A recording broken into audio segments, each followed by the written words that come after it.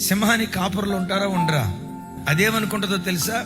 నా పంజానే నా కాపరి, నా బలమే నాకు కాపరిని బలాన్ని కాపరిగా చేసుకుంటాయి. అవి తమ బలం మీద ఆధారపడతాయి కాబట్టి కాపరి వాటికి అవసరం లేకుండా అయిపోయింది. సరే, ఏనుగు ఉంది, ఏనుగు కాపరి ఉంటాడా? ఏనుగు తన బలం మీద ఆధారపడుతుందా?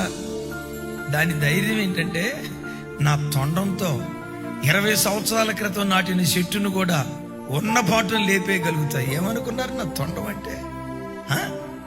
ఈ తొండంతో నేనేమైనా చేయగలనని అది తన బలం మీద ఆధారపడుతుంది.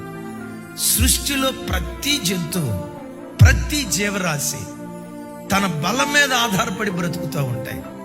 తన బలం మీద ఆధారపడకుండా, తన శక్తి సామర్థ్యాల మీద ఆధారపడకుండా ప్రతి క్షణం కాపరి మీద ఆధారపడే ఏకైక జంతువు గొర్రె.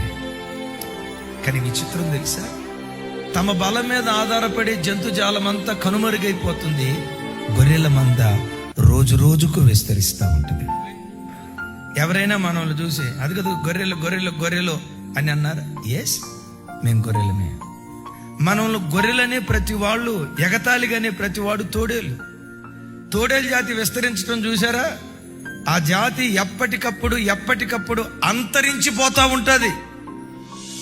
సింహాల జాతి అంతరించిపోద్దేమో, తోడేళ్ల జాతి అంతరించిపోద్దేమో, వేట కుక్కల జాతి అంతరించిపోద్దేమో.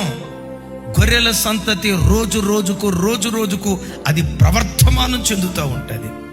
నాకు బైబిల్లో హృదయాన్ని ఉప్పొంగ చేసే ఒక మాట ఏంటో తెలుసా? ఇశ్రాయేలీలకు ఆధారుడు నరుడు కాడు. మరి ఇశ్రాయేలీలకు ఆధారుడు ఎవరు? ఇశ్రాయేలీలకు ఆధారుడు దేవుడైన యెహోవా. ప్రపంచంలో ఏ ఆధారమైనా, అది సాఫ్ట్వేర్ రంగమా, కంపెనీ సెక్టారా, ఫ్యాబ్రికేషన్ సెక్టారా, ఎడ్యుకేషనల్ సెక్టారా, ఏ సెక్టార్ అయినా లోకంలో ఉన్న ప్రతి ఆధారం ఏదో ఒక రోజు కదిలిపోతుంది.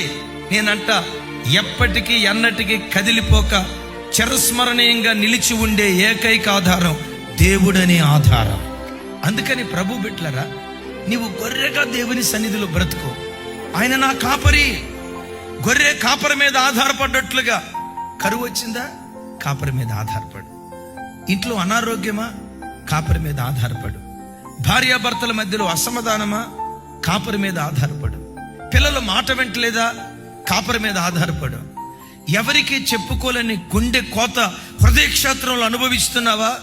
సమస్య ఏదైనా నేను ప్రకటించే నా దేవుడు నీ సమస్యకు